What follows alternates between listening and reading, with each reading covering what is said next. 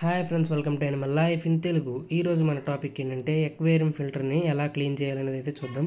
So ఈ వీడియోలో చూపిస్తున్నట్టు మాత్రం ఉండకూడదు, ఎందుకంటే ఎక్వేరియం ఫిల్టర్ అనేది ఎప్పుడు వాటర్ లెవెల్ కన్నా కిందకే ఉండాలి. సో నేను కొన్ని వాటర్ అయితే తీసేసాను. అండ్ ఈ లోపల అది క్లీన్ చేద్దామని చెప్పి తీస్తుంటే ఒక మొక్క అనేది కింద పడింది. ఈ లోపల రాకీ గడు వచ్చేసి అది నాది అని చెప్పి పట్టుకెళ్ళిపోతున్నాడు. సర్లే రారా రారా రారా అని చెప్తే రాకీ అని పిల్లగానే తీసుకొచ్చాడు కానీ ఇవ్వట్లేదు. బలవంతంగా లాక్కున్నాను. బలవంతంగా అయితే లాగేసుకుని గుడ్ బాయ్ అని చెప్పి దాన్ని అయితే మెచ్చుకున్నాను. దాని తర్వాత ఎక్వేరియం ఫిల్టర్ క్లీన్ చేయడానికి ఎక్వేరియం టాప్ తీయడానికి వెళ్ళాను.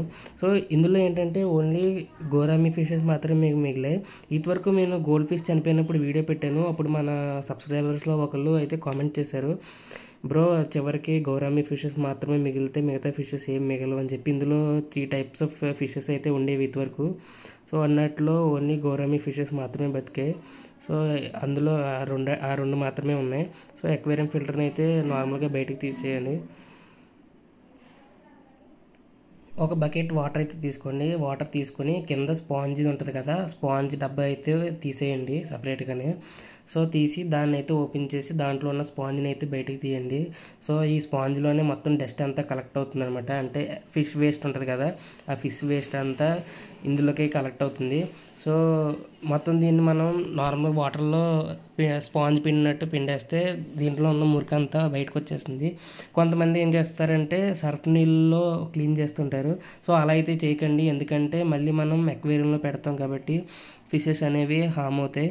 సో మీరు ఏం చేయక్కర్లేదు, జస్ట్ నేను ఎలా చూపిస్తున్నట్టు వాటర్లో అయితే ఇవన్నిటిని మల్టిపుల్ టైమ్స్ అనేవి క్లీన్ చేస్తూ ఉండండి, సరిపోతుంది. మీరు ఇంకే లిక్విడ్స్ అవి ఏమీ వాడక్కర్లేదు, అంటే డిటర్జెంట్స్ ఏవి వాడకండి.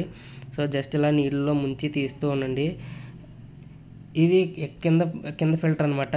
పైన మోటార్ని అయితే మనం ఎక్కువ కడగక్కర్లేదు, అందులో ఓన్లీ చిన్న పార్టే ఉంటుంది కడగాల్సింది, అది కూడా చూపిస్తాను ఇప్పుడు. ఇది ఉన్నది కదా, ఇది పైన మోటార్ అనమాట. సో పైన మోటార్కి మనం ఎక్కువ క్లీన్ చేయట్లేదు. వెనకాల గ్రిప్స్ ఉంటాయి చూసారా, ఆ గ్రిప్స్ వెనకాల అయితే మనకు చాలా వేస్ట్ అయితే ఉంటుంది. సో ఇక్కడ మీకు చూపిస్తున్నాను చూడండి, ఒక గ్రిప్ తీసి. సో ఈ గ్రిప్స్ వెనకాల అయితే చాలా స్టోర్ అవుతుంది అనమాట వేస్ట్ అనేది. అదిగోండి చూసారా ఎంతలా ఉందో. సో ఈ పార్ట్ ఒకటి క్లీన్ చేసుకోండి, సరిపోతుంది.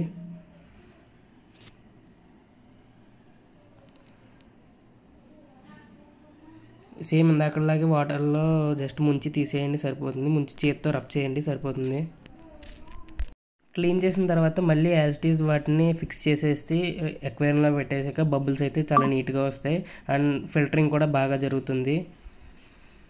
And thanks for watching.